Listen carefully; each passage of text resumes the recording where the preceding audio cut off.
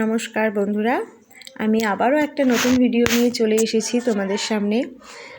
আমার মেয়ে 6 মাস পূর্ণ হলো, 7 মাসে পড়েনি, পড়বে। তো তার মধ্যে তো মুখে ভাত দিতে হয়। তো মুখে ভাতের আগে আমাদের বরকাচারিতে আমরা গেছিলাম। এটা কোনো নিয়ম না, রিচুয়াল না, এটা আমরা গেছিলাম। তো আমি করুণাময়ীটাই ওকে বলছিলাম যে করুণাময়ীতে চলো, তো ও বলছিল না পরে যাব, বরকাচিতে গিয়ে পুজোটা দিয়ে আসি। তো সেই জন্যই যাচ্ছি। তো সকাল দিয়ে তো খুবই কাজের মধ্যে রেডি হয়ে তাড়াতাড়ি করে মেয়েকে নিয়ে রেডি করিয়ে, বুঝতেই তো পারছো বাচ্চা থাকলে যা হয় আর কি। তা আমার মাও এসেছিল।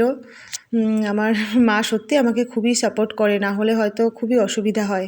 কারণ আমি হসপিটাল দিয়ে আসার পরে আমি মায়েদের ওখানেই ছিলাম, খুবই সাপোর্ট পেয়েছি, না হলে আমি খুব অসুবিধা হতো আমার।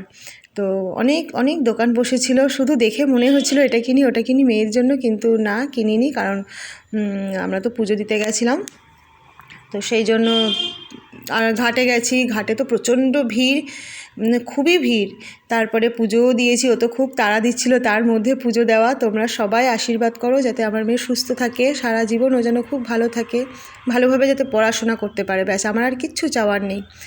তোমরা সবাই আশীর্বাদ করো।